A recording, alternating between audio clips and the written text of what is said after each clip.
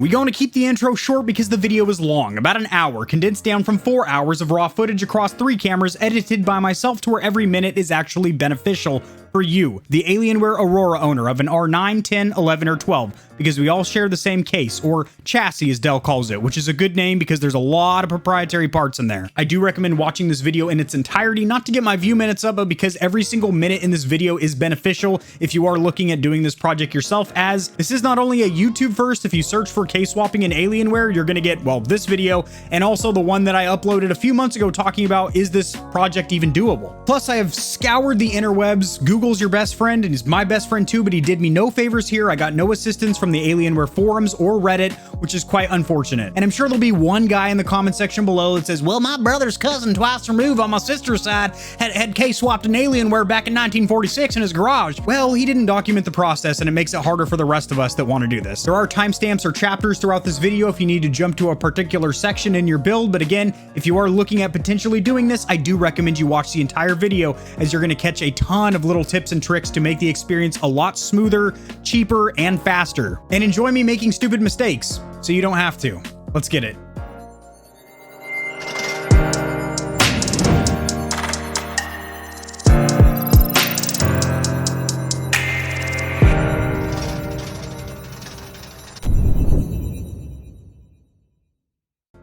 So before we jump right into this build guide, I do not want to waste any of your guys' precious time. However, I did spend a lot of time and energy on this project, so a like on the video is greatly appreciated, and it shows me that this video was well received and to make more content much like it. And a quick thank you to Bangood. I have not been paid by this company, however, they did send out the case and the fans that we used on this build. Unfortunately, we couldn't use the fans thanks to Dell's janky motherboard. We did, however, use the case. Granted, I did modify it quite heavily, but I do recommend, if you're looking for some inexpensive components for your next PC build, to check out Bangood. I wanted something that literally will make this room pop or stand out, which it's already getting there with the wall panels and the retro consoles. This room just needs a little something, and staring at that vanilla silent missionary position on a Saturday Alienware case just wasn't doing it for me. Besides looking like every other Alienware R9, 10, 11, and 12 out there, the main reason I'm doing this case swap is indeed cooling. There is a playlist in the description below. We did add an extra 120mm intake fan, and we did thermal pads and paste on the GPU, the 3080 on board. Now, this is a relatively compact case, which I kind of like to keep my desk uncluttered, as I do keep this on my desk, but this will be large enough to still have a good amount of airflow, especially with the amount of fans that we're packing in this bad boy.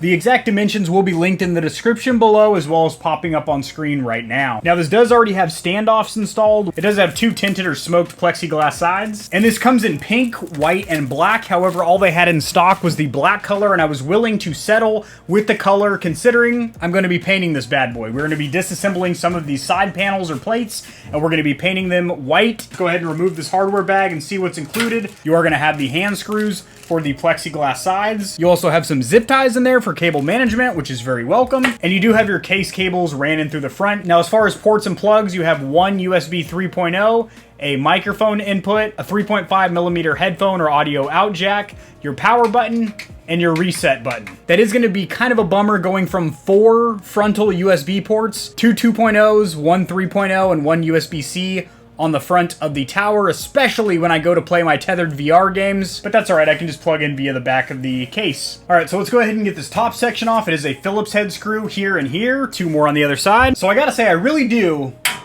not like the music that this case makes, but the way it looks, I think it is incredibly aggressive, very unique design. And me personally, I made a video about 8 or 9 months ago, some really unique cases, such as the pyramid and the cube. There's nothing wrong with having a good old-fashioned vanilla case, if you will. Hey, it gets the job done, it keeps your components cool and whatnot, but I mean, if you're building a game room at home or something, why not have something that really scorches the corneas of your guests, so when they walk in, they say, wow, you've got a big schmeckle, I can tell, just by looking at your setup. That's what we're going to do here. So there are some Phillips head screws, but there's also, it looks like, some rivets in there, and I guess I could pop the rivets out and then re-rivet them, as I do have my own rivet gun, but hopefully I can get the majority of these panels off with just a Phillips head, or Felipe head for our brothers on the other side of the border, get these screws off, or else I'm going to be screwed off by this project. So when doing something like this, or any kind of PC build project, or even working on a console, I do recommend having magnetized tip tools. It does make everything a lot more convenient. Don't have yourself a set. I will have an inexpensive yet good pair linked in the description below. Okay, I'll need to take this off eventually anyway to get the PSU, or power supply unit, slid up in there, which we are trying to use the 1000 watt Gold Plus PSU. There's two different wattages. There's, I believe, 650 or 700 and then 1000. And I have a 1000 watt power supply. Yeah, this is going to get painted white as well. So I'm kind of glad that they only had this in black, because I'm now having to paint this. I'm going to have an even more unique case, as this is going to be hand painted by moi. Alrighty, Stallions, now we're in the garage. This is where we're going to be painting different components of our case. Now, a little sidebar or side note, I do have a second YouTube channel called Humble Garage that is in the featured channels down there below. I would appreciate a subscribe over there. I haven't done a whole hell of a lot with that channel in almost a year, but I do plan on grabbing it by the moose knuckle here in the near future. So if you are into car and motorcycle content, such as custom builds, vlogs out there on the road and whatnot, go ahead and drop a sub on that bad boy. Well, first things first, we need to get the beamer out of here so we don't get overspray on this bad boy.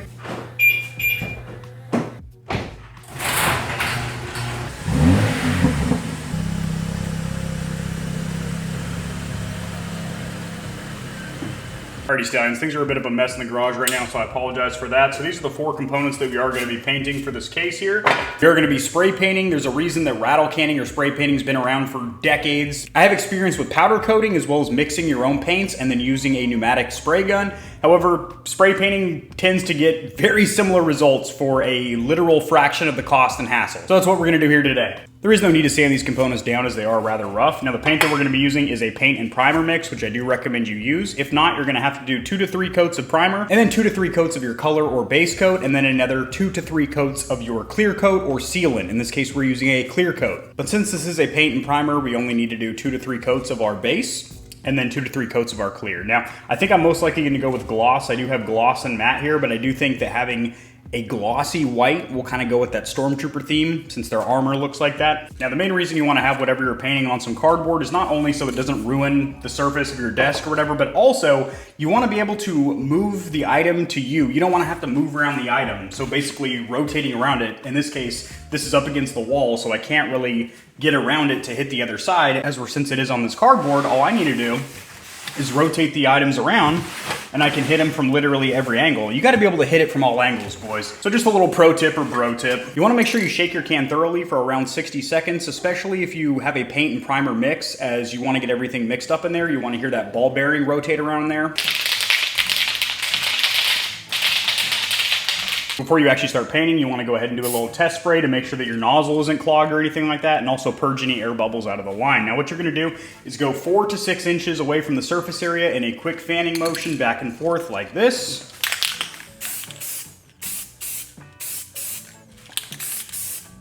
Now, your first coat is going to look just like this. As you can see, I don't have full coverage. You still see the original black, and that's totally fine. Your first coat doesn't have to get full coverage. With the follow-up 2 coats, we will have full coverage here. Also, I do recommend when you guys are painting, especially indoors, that you crack a window or a door so you have some ventilation in there, and use a respirator, whether it's something like this or even a cheaper paper disposable like this. These will be linked in the description below. All right, Stallions, take a good look. That is most likely the last time that you're going to see that Alienware Aurora R11 looking like that. I did back up all of my important files, so some of my YouTube backups and stuff like that, to my external hard drive, just in case something goes wrong. Maybe I'm removing the radiator for the AIO, the CPU cooler, and it pops a line and spills water all over my shit. So, you know, I backed everything up. I'm going to go ahead and hard shut down this bad boy, get everything unplugged, and we're going to start stripping her down. I want to see what her guts look like. We've already been pretty deep inside of her on this channel several times, but we're going to literally take her down to the bolts, the nuts and bolts. Let's get it. Alrighty, so as you see back here behind my tower, I have 2 distinct bundles of cords. I have this one right here. This is all of my USB connections, and this over here is all of my displays. So that is 2 HDMIs and 1 display port that goes to the back of my GPU over here. Now, disassembling the case, or chassis as Dell calls it, we're gonna go ahead and unscrew this bad boy right here. Now, keep in mind, if you have an R9, 10, 11, or 12, we all share the same case or chassis, so you can go ahead and follow along. Now, once you have this removed, you want to make sure it falls on the floor. That will add frames per second. You're going to pull up here and here, pull this, the side panel will pop off, and we can go ahead and use this for scrap metal now to melt down into a custom sculpture or something. I don't know.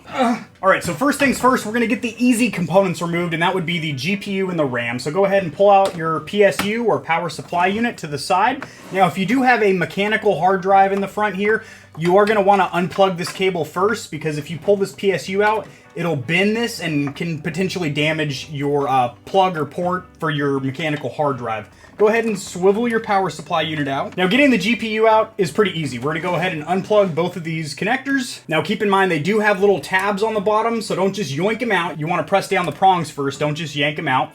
Now, you do have this support brace in here to prevent GPU sag on the motherboard, and this literally just pops out like that.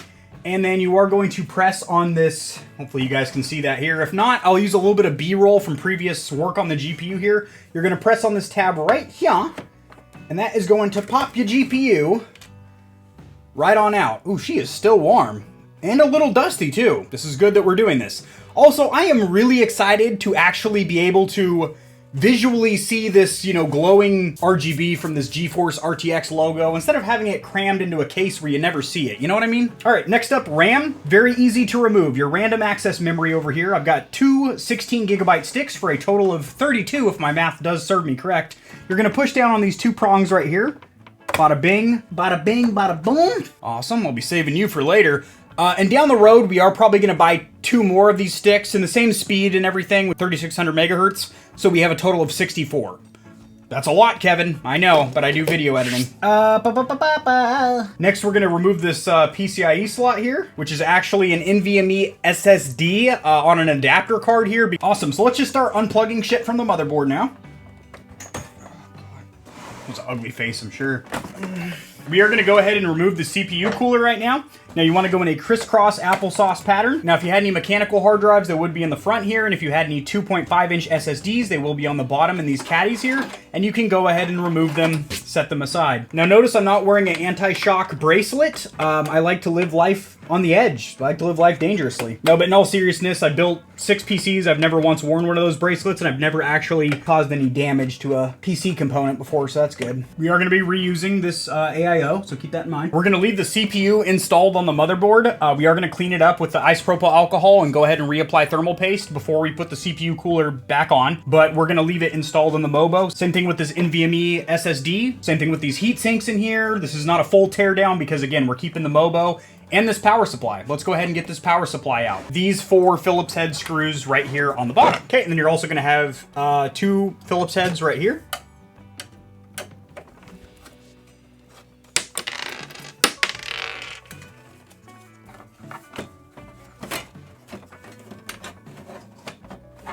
Now, I probably should have unplugged all these bad boys before I loosened the PSU, but that's okay. Never said I was a smart man, but at least you get to watch me do this, so if I make any dumb mistakes and I destroy my overpriced pre-built or anything, you guys don't have to make the same mistakes. Awesome. Got a couple more here. So this is a fully modular PSU, and this actually is a pretty good high-quality power supply unit from Dell. It is a Gold Plus, and this is 1,000 watt. So I'm going to reuse this. I did buy another power supply. It is a Corsair. I'll show you guys what I got, but I did buy a backup just in case I needed it. All right, Stallions, now you want to go ahead and remove all of these Phillips head screws that are holding the motherboard in place. And it does help if you have a magnetized tip screwdriver. And if you do not, there are little blocks that you can actually use to magnetize the tips of your tools. One of those will be linked in the description below. They are very, very convenient. All right, my friends, so unfortunately my camera stand here also has the weight of this Elgato ring light on it. So when I put it at an angle like that, it just keeps drooping down. So I'm kind of having to go freehand here, but all the screws are now removed from this motherboard here. And you want to make sure on this IO shield back here that you are very careful removing all of these USB and audio ports here. Just kind of wiggle your motherboard out, and as you can see, she is loose now. And then there's also kind of a little heat shield in here. We'll get a better look at that in just a minute, guys. All right, let's get this AIO out of here, which is held in with 2 screws. Phillips head as well. Now this AIO is decent. Certainly can upgrade to something a little bit better. Just kind of wiggle her out. Okay, so this cable right here is connected to the killer Wi-Fi and Bluetooth card right here. I don't use Bluetooth or Wi-Fi for anything on this motherboard, on this PC, but I do want to keep it intact. I want everything functional as the good Lord intended. So we're not going to rip this or anything, but I did have to kind of prop the motherboard up like this. For now, you're probably wondering, Kevin, why don't you just unplug it from there? You actually can't. There's a little plastic cover right there. and I think the Phillips head screw on it might be stripped or something. But anyway, for now I got the motherboard just propped up like that, and I'm gonna go ahead and wiggle out this AIO or all-in-one cooler. Just like that. Nice and easy like, guys. Nice and easy like. Yep, that's a CPU water cooler if I've ever seen one. It's a little dusty. Hell yeah, brother. Oh, these are antennas, huh? Oh, that's so interesting. Actually, you know what? Maybe we will rip these out. You know why? They don't really do anything. What they do is they go to antennas on the chassis or case. Like I said, this will still work. This killer Wi-Fi Bluetooth card will still work. However, you know, I just rip those out because I don't really use Bluetooth or Wi-Fi, and all these do is go to bare metal up here in the top of the case and works as a antenna to basically extend your range for Bluetooth and Wi-Fi, which I don't really give a shit about. This is the janky motherboard out of a Dell Aurora. Not the greatest mobos in the world because, well, they have overheating issues. They only have one NVMe .2 slot, and it's PCIe Gen 3, not 4. So, not the greatest mobo in the world, but it's also not terrible. I've had worse, you know? All right, I'm gonna go ahead and remove these caddies here in case I ever want to use these in a future build. Come on out of here, sweetheart. We're gonna gut this thing. We're gonna take out all these cables here. We're gonna take out the 2 fans. We are gonna need all of these power cables here since we are reusing the stock PSU or power supply unit. So let's go ahead and get all those out now. Actually, you know what? Maybe I don't need scissors. Nope, you can just do them by hand. That goes in the trash.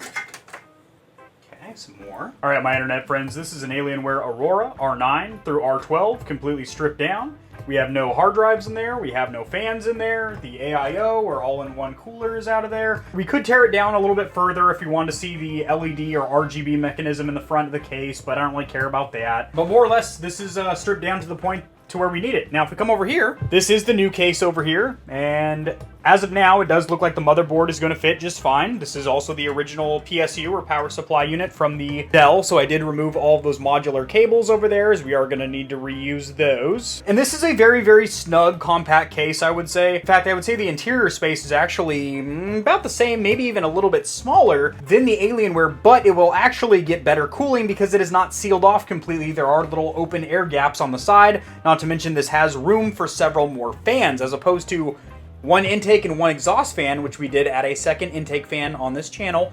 but this will have 3 intake fans and 2 exhaust fans. Plus it looks a whole hell of a lot cooler too. Let's go to the garage and get another coat of paint on those panels. This is going to be a first-person view, so if you've never spray painted before, you're going to experience it firsthand. I know you kids like your first-person shooters, so first-person sprayers. That was whack. Also, we're going to need to spray the inside here, obviously. It's still a little bit tacky. It's dry enough where I'm comfortable to put a second coat on her. Probably should be wearing latex gloves, but I'm almost out. I have like 1 in there. 1 rubber. I've been whipping through them.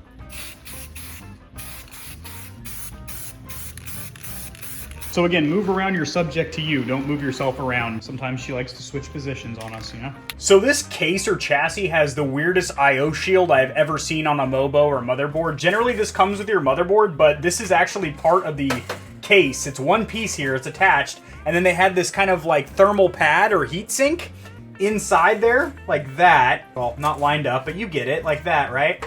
And then this sticker that says, you know, Aurora R11 over the outside like that. So I pulled this off thinking it was going to pop out the whole aluminum I/O shield thing, but it's not. So I'm going to be running this thing without an I/O shield in the back of the motherboard for a couple days until one gets delivered from Amazon. So alrighty guys, so this is the stock Dell PSU or power supply unit. It is an 80 plus gold, and they come in 2 different wattages. I want to say 650 and 1000.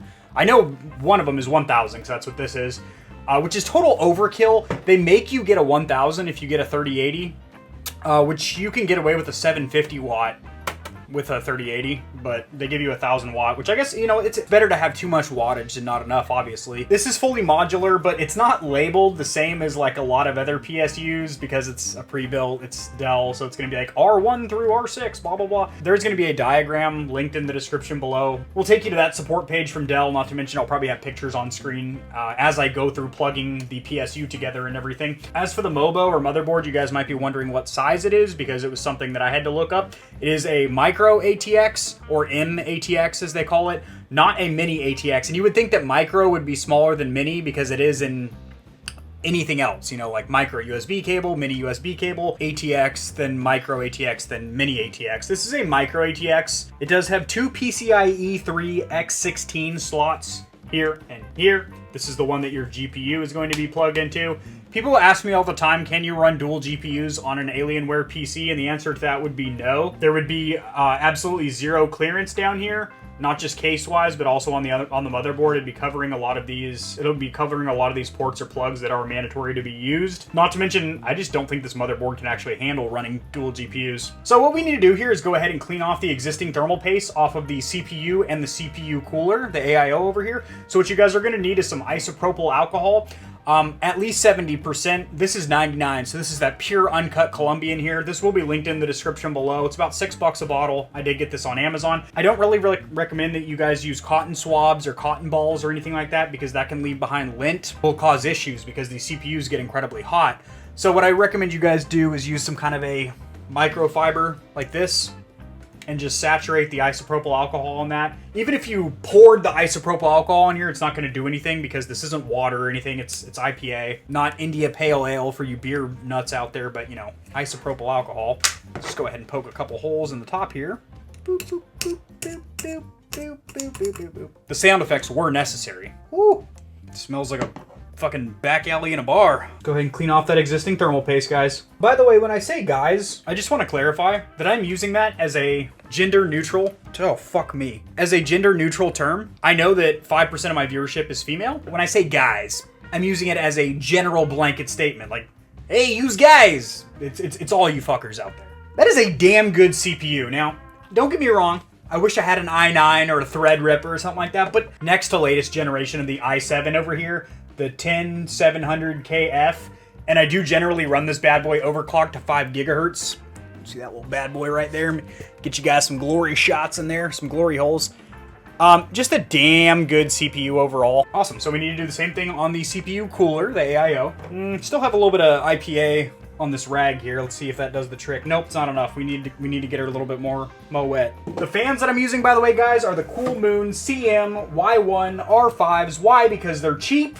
And for me, they were free because they were sent out to me along with this case here. But besides that, they actually do have some pretty solid specs or stats, technical specifications on screen here. As far as RPM and CFM, or how much air is actually pushed from these fans, as well as how quiet they are decibel-wise and whatnot.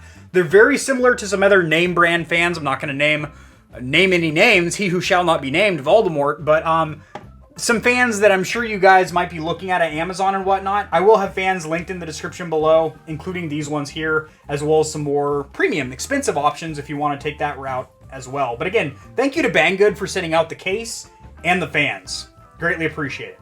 And these fans do come with a control module, which allows you to plug in 10 fans, and that controls the speed and the RGB effect lighting. You do have a remote as well, so I can change the lighting for these fans, so that'll be pretty cool. As you see, I have installed 3 of them already, 2 intake and 1 exhaust, and we are going to have the AIO right here, and then 1 more intake fan on the top as well, for a total of 2 exhaust and 3 intake fans. This is the inside of the AIO. Nice, nice. She got a little bit scratched up while I was removing her, but that's not a big deal. A little bit dusty in there, so I'm going to take full advantage of this right now to dust off all these components before I put them in my new case. You guys hear that? Nothing. It's so quiet in here. I pretty much leave my PC on 24 hours a day. I did with my last PC for like 3 years straight.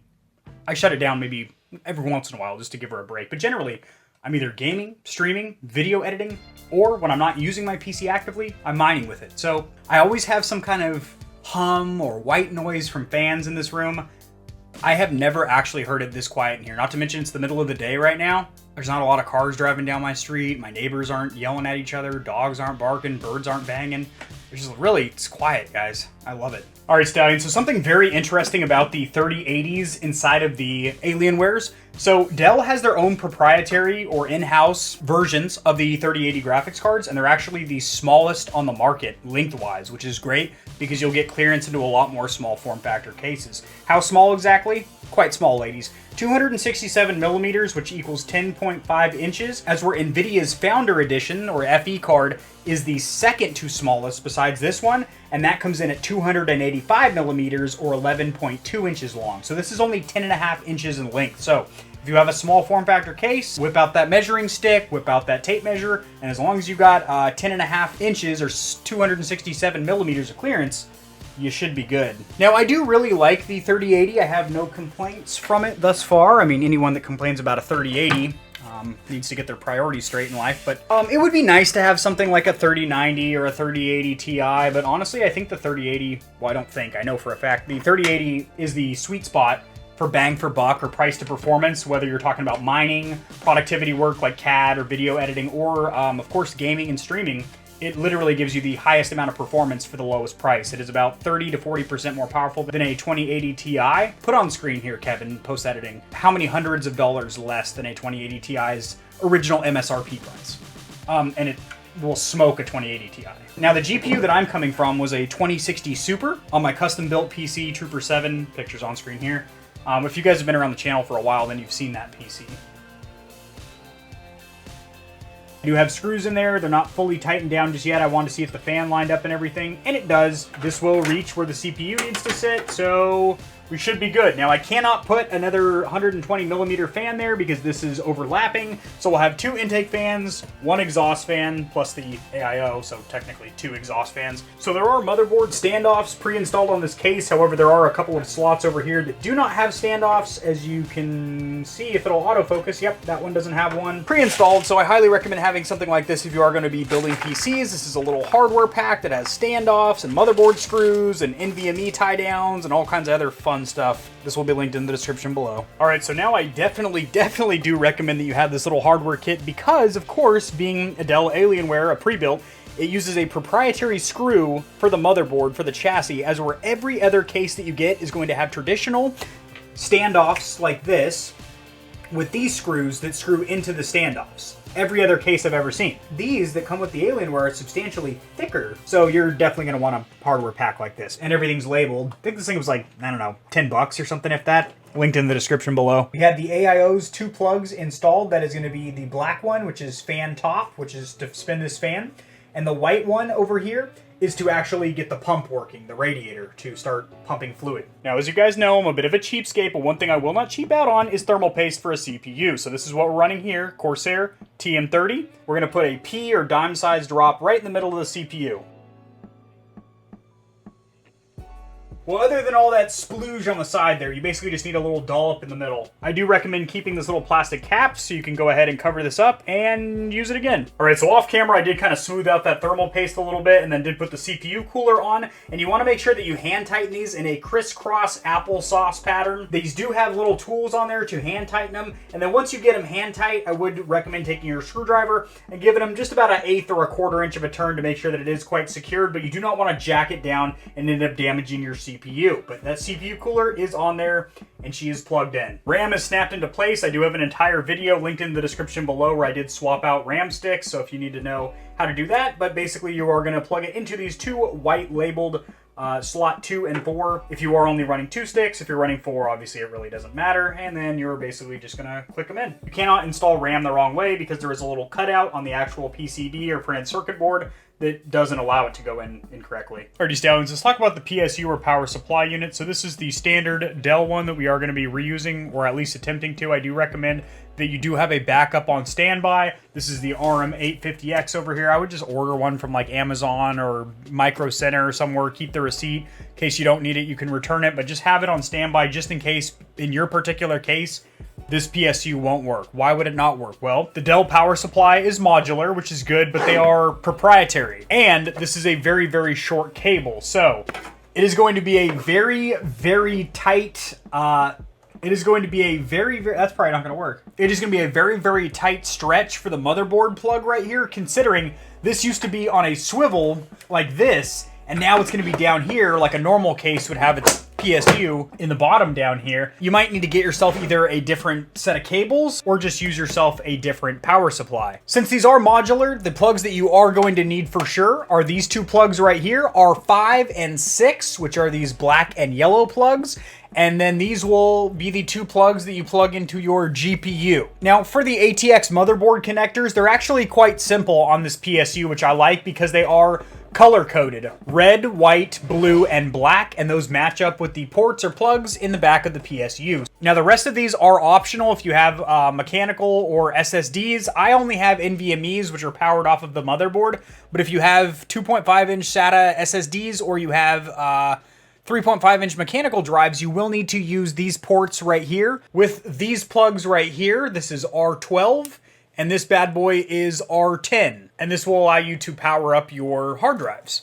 Now, I do have a 3.5-inch mechanical hard drive here, which I most likely will be adding. In my opinion, if you are building a PC from scratch in 2021, there is literally no reason to have a mechanical hard drive. You should be on SSDs or NVMe SSDs. However, I already have this, and for bulk storage and stuff that I don't really need to access quickly, so no games or anything like that, but maybe just storing some old videos or photos, this hard drive would be good for that. So if I do decide to use that, it will be powered up through one of these ports right here. The next thing to note is that there is an exhaust fan on the bottom here, so you want to make sure that you don't install the PSU like this, where it's blowing hot air into your case. You want to have it downward firing to where the exhaust fan is going out the bottom of the case, or the side if you're mounting it on its side, which is how it was in the Alienware case. It went out that little side vent. All right, Stallions, at the end of this video, I am going to have a lessons learned or kind of an end notes, some takeaways for you guys. So if you are going to attempt this project, you don't have to struggle quite as much as I am right now, considering, like I mentioned during the intro, I'm pretty sure I'm the first person to do this, at least on YouTube. When you search for case swapping in Alienware, it's my video talking about can it be done.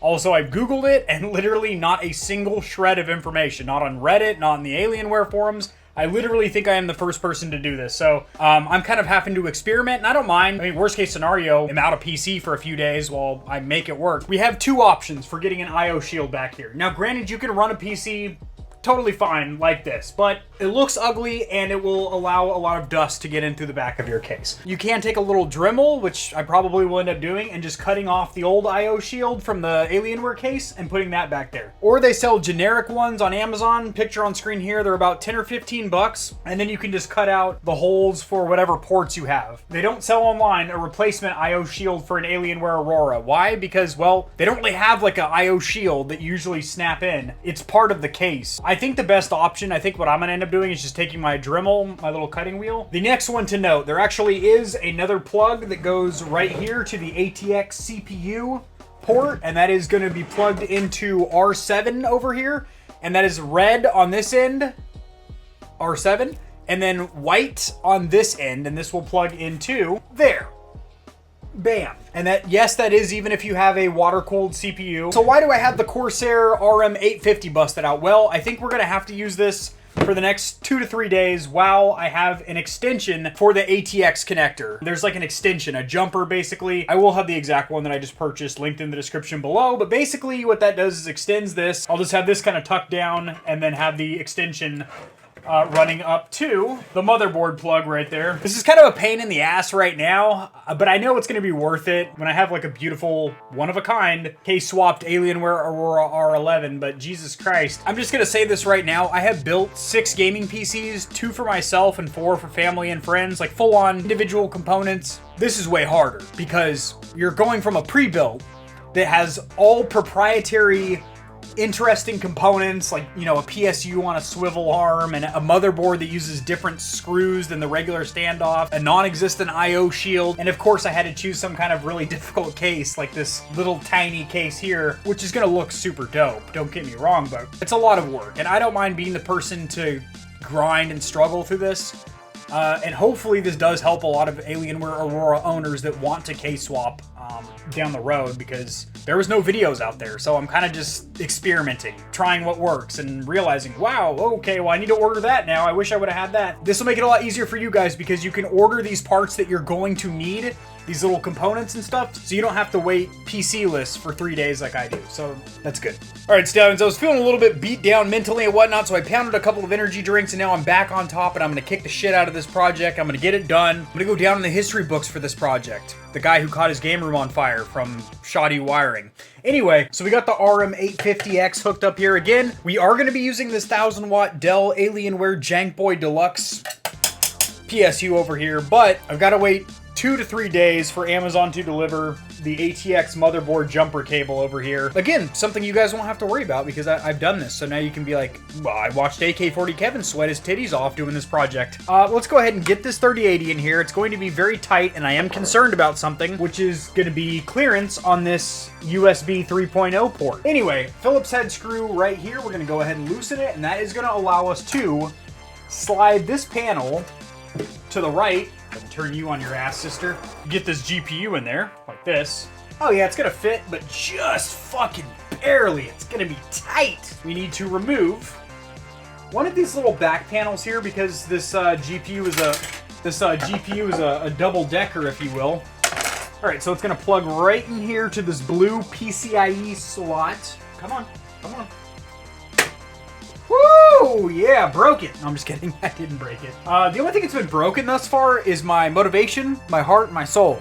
But nothing is broke component-wise, so that's really good. Now we're going to push this back in, screw ourselves. We're going to screw this panel or slide back in. All right, that's going to hold our GPU. Actually, to believe it or not, the 3080 really isn't sagging that much. It's not that heavy of a graphics card, and you have support from, well, back here, for one, the actual motherboard slot. Plus, there's two prongs over here. There's two prongs over here that also hold the motherboard in place. So it's like, it's getting supported. It's not like it's just sitting there dangling or anything. You know, this shit is going to be tight, girl. All right, my little PCIe board adapter with my NVMe SSD on there because Dell decides to only include one NVMe slot on their motherboards. Jeez Louise, Kevin. Oh, and before I button everything back up, guys, I gotta show you something. This little orange cable right here, this is for power SW. I have that plugged in where it says power CLR, or power control, on the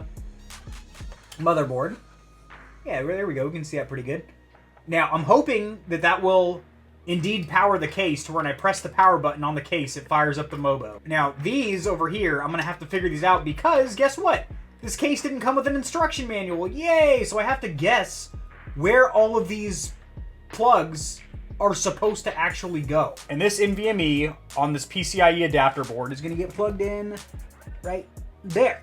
All right, first start. That's on. Power, nothing. But no fire. That's good. Let's give this goose a gander, huh? Okay, so she turned on and turned right off. She did turn on. You saw that, right? Let's try it one more time. Okay, cool. We're getting somewhere. No sparks or anything. Okay, turn the power supply back off. Okay, so nothing there. This was the one that gave me a little instant turn on, right? She doesn't like it. Okay. Next. Nothing on that one. Nothing on that one. Well, something got singed, as you can see right there. It's alright, we got two fire extinguishers on deck over here. Hopefully it's just the power supply, not the 3080, right? Boom, okay. System scan in progress. The RTX 3080 is on. Alright, testing top fan, so as you can see it's spooling up, or here it's spooling up. Now this thing's probably going to get pretty hot, don't get me wrong. There's the two fans on the GPU, and then you also have the exhaust fan in the AIO, but the intake and exhaust fans are not spinning as of now, so this thing will get warm pretty quickly, I would say. So it's testing front fan, but guess what? There is no front fan currently, so that's going to fail, the pre-boot performance check, so hopefully we can still launch into Windows 10. The AIO fan is spinning. The GPU is illuminated, and the bottom two fans, as you can see, are spinning. We have no smoke out of the PSU at the moment, so that's good. But if we do have two fire extinguishers on deck. Testing front fan. She will fail. All right, critical error, baby. Cool, let's continue. Cool. All right, so we're in. All right, that's it, guys. Into the video. Case swap complete. This is what it looks like from now on. Just kidding. We got more work to do. And the reason I have it propped up like this on the damn Corsair box is because I am waiting 2 days or so for the ATX motherboard plug. Don't worry about what's going on up here. We need to talk about fans real quick. So originally I was going to use these cool moon fans. These were sent out by Banggood along with the case. So thank you for sending this out. These will be used in a future PC build right here at Gamer Heaven. However, we're not using them in this build. Why? A lot of kits that come with multiple RGB fans like that can be controlled for both speed and then also the lighting modes with something like a remote control. Have a control module box like this, and these plug into a header on your motherboard, a pin that is either labeled RGB or ARGB. The motherboard on a Dell Alienware Aurora, they don't have an RGB or ARGB. RGB is a 4-pin, ARGB is a 3-pin. I think I have that correct, either that or it's swapped. Either way, it doesn't have that. You can't use this and actually have control over your fans, not to mention, and you also can't plug these fans directly into the motherboard via the front or exhaust fan ports or plugs on the motherboard because these use a very interesting connector or pin system. As you can see, a regular PC fan is generally going to be a 3 or 4 pin design, not a 6 like these. These are specifically meant to plug into this adapter over here. You can plug in 10 fans, and then you plug this bad boy into your PSU or your power supply unit, which that runs into problem number 2. The Alienware PSU or power supply unit is, again, modular. It is not like a normal ATX power supply. It did not have an output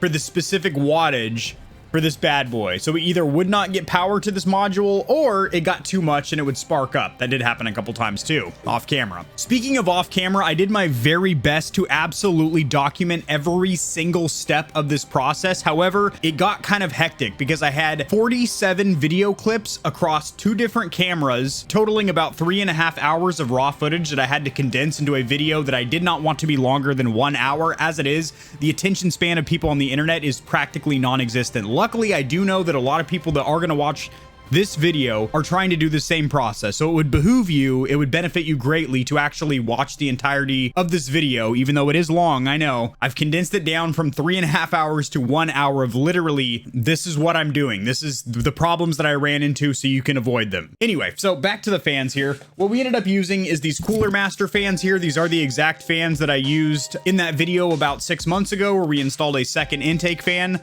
on the standard or stock Alienware Aurora case. These will be linked in the description below, as well as these bad boys here. And again, these are good fans. We just can't use them because we don't have a RGB or ARGB plug, nor do we have the proper PSU 5-volt outlet to power an accessory like that. These Cooler Master fans here are very good. They are silent, hence they have the word silent on the box, but they legitimately are very quiet, and they push just as much air as the stock fans, if not a little bit more. So I have 2 of these hooked up in the front. These are 120 millimeters. I have 2 intakes and 1 exhaust, plus the AIO also works as an exhaust fan to suck air through the radiator and out through the top of the case. So we have 1 exhaust on the back, 1 exhaust on the top, 220 millimeter intake fans from the front. Plus this is a rather open air case, as it does have several slots where air can literally just flow right into the case. So spoiler, we'll talk about it more later, but cooling wise, my CPU idles at about 29 degrees Celsius as opposed to the 40 that it used to in the standard case, and the GPU generally runs about 4 to 6 degrees cooler on the VRAM and the core temp. Also, a little side point as to why I wanted to use these fans here. I think for this particular build here, it's kind of a understated, not flashy RGB build here, to where I think these fans, as cool as they look at everything, might have been a little bit too much for this build. So just having some plain matte black fans with a little bit of color pop that we get, from the white painted panels, as well as the subtle glow from the GeForce RTX logo on the GPU. In my opinion, that's really all we need for this build.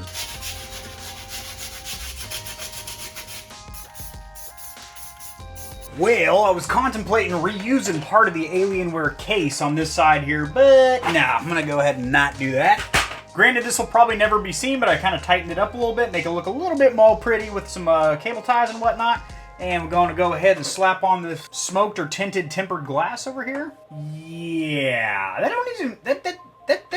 doesn't even look right. All right, let's get this IO shield out of here. Again, this is very weird. I mean, pre-built, I guess, but like Dell takes it to a step further, because there's like pre-builts out there like iBuyPower and CyberPower that literally more or less at their core are pretty much just individual components put together. But Dell has a chassis, not a case, with their little swivelly McSwivel mount, and a built-in I/O shield, and a motherboard that doesn't have plugs and slots that it should. If it sounds like I'm complaining, I'm not. Well, yeah, I am complaining. You know what I mean? It's frustrating. Well, that ain't no pop metal or something. That's some thick-ass steel. I don't think my little Dremel can get through that. Yeah, about that. What a weird piece of shit. I/O shields are overrated anyway. Fuck it. What am I gonna do with this thing? I have some ideas. Do you guys have any ideas? I have a couple. I'm gonna remove the swivel mount here. Maybe as background decoration in view of my webcam while I'm streaming and whatnot. There'd be like a freshwater tank with a couple of goldfish, or maybe those angry little, what are those guys? Little dragonfish that try and eat everybody? Rainbow fish or whatever. But yeah, like maybe like a custom aquarium inside of this or something. Or I can just take it out back and beat the ever-living shit out of it with a sledgehammer. I guess there's that too. Honestly, I'll leave it up to you, Stallions. Drop in the comment section below what you would like to see me do with this case here. Do you want me to test its durability in the backyard, or build something cool out of it? Like I said, a little freshwater aquarium or something. If it's freshwater, is it an aquarium or is it just a fish tank? Like, there's no standoffs on this thing or anything. It's just, what a weird looking thing. Any case you can do this with, hey guys, it's a problem. All right, my internet friends, so as you see, the Alienware is up and running. I'm browsing the web right now and everything. The CPU temperature is currently at about 29 to 30 degrees Celsius. Now, before with the R11 case, my average was about 40 degrees Celsius, so that is a lot cooler. Granted, I do not have the side panel on there, but that's really not gonna make much of a difference at all. I'll show you why. It's literally just this tiny piece, which actually sits about an inch off of the side of the case, and there's also cutouts like here and the side, so, you know, it's a semi-open air case. There's a lot of just exposed areas where air can get in, but also, of course, dust and pet hair and stuff like that. Fair trade-off. I mean, the cooling's pretty damn good on this thing, especially considering it's a small form factor case. So as of now, it's between 29 and 30 degrees Celsius on the CPU as opposed to 40, so that's good. Again, side panel's off, so that might make a couple degrees of difference. I did make some notes here. I am having some issues or some problems. It was quite a bit worse. I'm going to go ahead and demonstrate all of these issues for you guys and then show you how I fixed them, if I did, or if they're ongoing problems, I'm going to have to fix them in the near future. So the first one would be that the AIO fan, aka the exhaust fan on the top here, the stock Dell fan, would ramp up to about 80 to 100%. It would be incredibly loud in here. Just as soon as I started it up, it would just pin out to its maximum RPM, which is very, very high on that fan. So what I did was I removed the splitter that I had connected. So I had a splitter running off of the Cooler Master exhaust fan that I added, as well as the AIO exhaust fan on the top, which is the stock Dell fan, to where it is now just the Alienware AIO fan. And then this bad boy for the exhaust fan is actually plugged into the port that says CPU fan, which isn't ideal, but it doesn't really matter. I have direct control of that fan in the motherboard settings. It turns on, it's at a good speed right now, it's quiet, yet it is sucking air out of the back of the case, so it's doing its job. That is how the issue was fixed, was removing the splitter and just having the AIO fan plugged to the port that says fan top on the motherboard, and then having this back exhaust fan plugged into CPU fan port. The next one would be the front USB port. Makes a noise in Windows 10 when I plug it in, but it doesn't recognize any devices. Okay, so if I go to this PC, you can see it's not recognizing this little flash drive, but when I unplug and plug it, it does make a chime. So the next one would be if I hit Control, Delete, open up Task Manager, go to the Performance tab, go over here to memory. It is recognizing all 32 gigs of memory, and then I'm using 2 of the 4 DIMM slots, but my speed is at 2133 megahertz as opposed to the 3600, which is what these sticks are. Now, I did go into the BIOS and engage XMP, which is what allows you more or less to overclock your RAM sticks or get the advertised speed out of your RAM.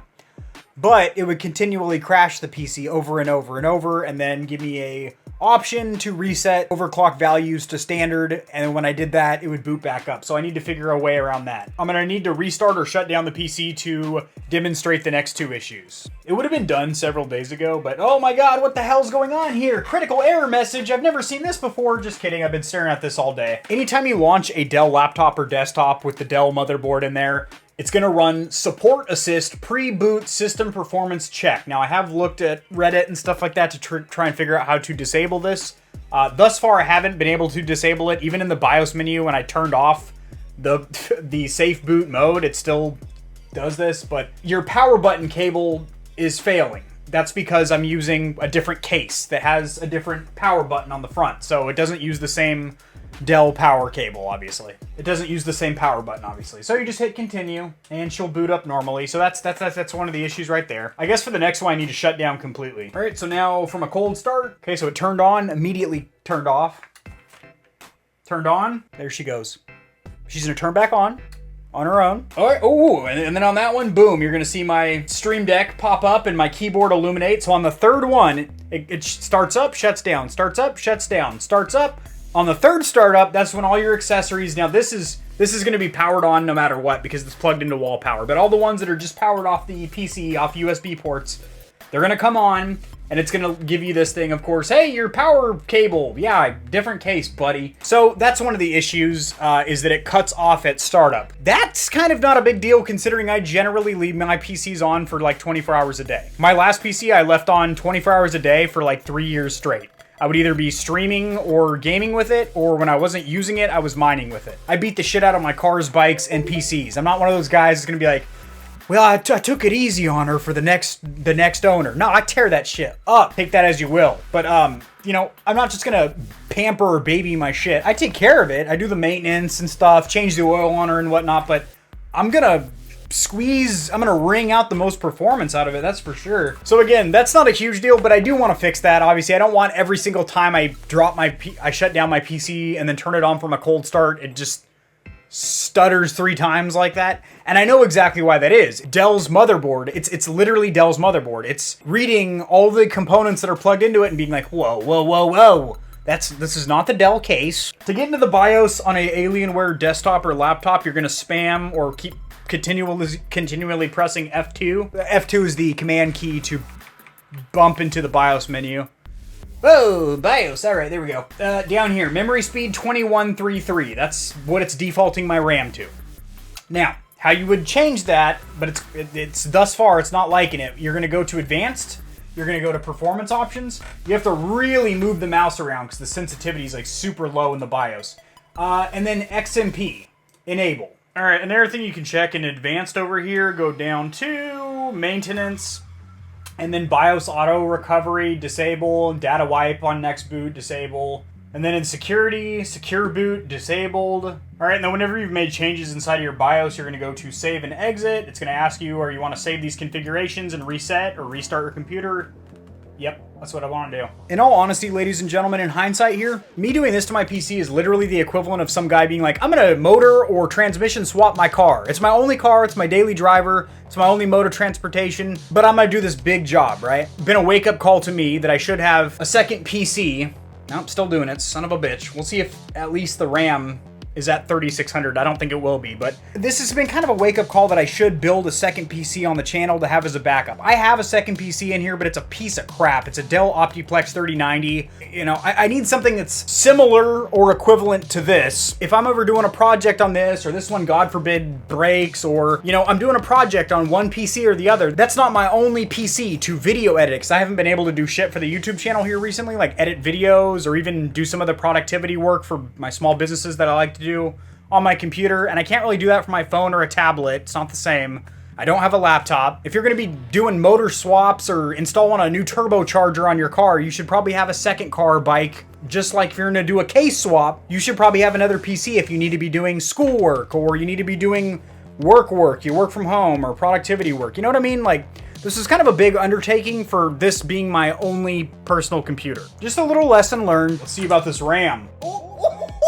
That's one issue fixed. Cross it off, baby girl. Now, to make sure that it actually sticks though, let's go ahead and restart it a couple times. All right, so we're more or less done with this case swap here. A couple of cosmetic things I did here. I drilled in a couple of holes here and here. So basically this is now on a hinge or swivel mechanism to where you can pop the hood, if you will. This is not only cosmetically because it looks fucking cool for photo opportunities to kind of cock this up and whatnot, but also if you actually ever need to service this radiator up here or get to anything through the top of the case, the hoses on the AIO or the radiator fins to brush or clean off or anything like that, you have access to it. It will hold it right there, and when you're ready to drop her back down, you basically just tug right here, Drops it down so you can be like, yeah, I gotta pop the hood, hold on, bam. I think that's really cool. As you can see with sandpaper, I more or less scuffed this up to give it the imitation or the representation of scuffed up battle-hardened stormtrooper armor. Same thing on this panel or section down here. It is on the other side as well. And overall, I think this is just a very, very good-looking build, but we're not quite done yet. As you see, there is an exposed vent right here, and also that 120 millimeter hole right there, which was going to be for a fan, but we simply cannot install one there because, as you guys have seen, there are two radiator tubes running down to the water cooler. So what I have done is purchased a couple of mesh vents here. Now this one's a little bit wide for my flavor, so I'm probably going to return that. But this one right here, let me bring that in for you guys, actually looks pretty darn good. We're going to go ahead and spray paint this white. And those mesh vents are going to go right here, and over that 120 millimeter hole right there. That way there's less open air areas for pet hair and skin dander and lint and carpet residue to get inside of my PC case, but since this is mesh, it is still going to be able to get good airflow in the case. So it's kind of going to strike a fine balance between good airflow and yet, you know, good resistance from stuff you don't want inside your case. You don't really need to spend an astronomical amount of fans. We're talking about 40 to 50 bucks for one Corsair fan, then another 20 to 30 dollars for the RGB module and whatnot. You can, by all means, if you want to. However, these 40 and 50 dollar kits that come with a control module and either 3 to 5 fans are really not that bad. Jay's 2 Cents did a video where he literally bought one of these cheapo kits, kind of like what I'm running right here, and he was shocked. I mean, that video has like 1.4 million views. He was like, you know, these have a solid RPM, a good CFM, i.e. they push enough air through the case, they're relatively quiet, and whether he was sponsored from that company and he was trying to, you know, make a little bit of affiliate shekels from that video and whatnot, I mean, he has millions of subscribers, so I'm sure he's not really going to lie to his audience or viewership just to squeeze out a little bit of affiliate marketing or referral dollars, you know what I mean? But these bad boys do work. I don't know why they're bad, and they're definitely not boys. Don't want to assume the gender of these fans here, but they have this control module over here which can allow you to install up to 10 fans. Why you would ever need that many, I don't know. The only thing I can think of off my top of my brain would be for a server rack situation. Any PC, I mean, the most fans you're going to have is really going to be like 6, maybe 4 intake and 2 exhaust. Maybe you have a 240 millimeter AIO on top or something, but generally, even a full-size case, you're not going to use 10 fans. That's a little okay or overkill. These things feel relatively high quality. I did get these in white. The control... Woo! Fuck my ass and call me Jebediah. So you got this little remote control here. These can actually match up with music playing in the room and whatnot, and a bunch of other cool shit like that. Or if you just want solid colors, they have a metric shit ton of those. You can adjust the fan speed from 0 to 1300 RPM or revolutions per minute. Honestly, I'm probably going to keep them maxed out at 1300. Why? Because they don't really seem like they're going that fast for 1, and 2, they're dead quiet. So I'm going to max them out, and they're really quiet. So, but you do feel good airflow, though. Hold my hand back here. I do feel airflow, and it is going to push positive pressure through the case and whatnot, so that's good. Now I'm going to be doing a PC build from scratch here in the near future, but we'll be doing a full build, and in that video I will get a lot more in depth with how to set up PC fans, i.e. how many intake versus how many exhaust fans should you have. But basically, just to summarize, you want to have positive pressure in your case, so you can have 1 intake, 1 exhaust, or 2 intake, 1 exhaust, or basically you want to have as many, if not more, intake fans than you do exhaust fans. So you have neutral pressure or positive pressure in your case. You don't ever want to have negative pressure, i.e. you have like 3 exhaust fans and 1 intake fan. Now, on a case like this, it really doesn't matter too... she probably didn't like that. It probably doesn't matter too much because this isn't a very sealed case. There's like open air all over the place on this case. So this is connected via SATA cable, which is, again, the same connection you'll use for something like a hard drive. All right, Stallions, this thing turned out absolutely amazing, and it truly is a one-off custom. This case already looked really cool in my opinion, but now the fact that it has been painted, scuffed up, and then also I made this little swivel mechanism so I can have access to the radiator. Also, I ended up painting these mesh covers red, not white, and I do think it adds a nice little contrast color pop. And also, if you just want to turn off the RGB completely, stealth-like, you can do that. Very satisfied with how this turned out. It was a very, very frustrating project. Like I said, I built 6 PCs. This was way harder. I'm not just saying that for, well, I don't know what I don't know what I would really have to gain from saying it's harder than it really was, but this was a very difficult process. It should be easier for anybody watching this video because you now have this as a bit of a tutorial or guide. I don't think I really missed anything. I think I pretty well documented the process. And if you do have any questions, please do not hesitate to drop it down there in the comment section below, and I will get back to you.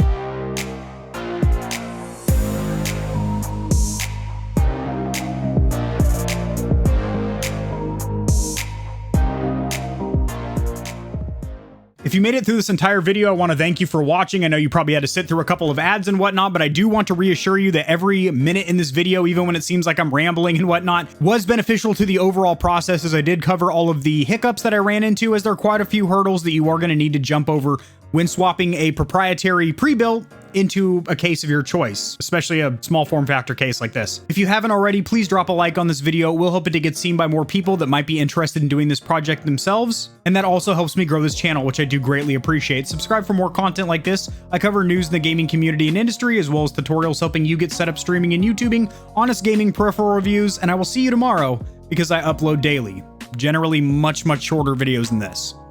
Peace.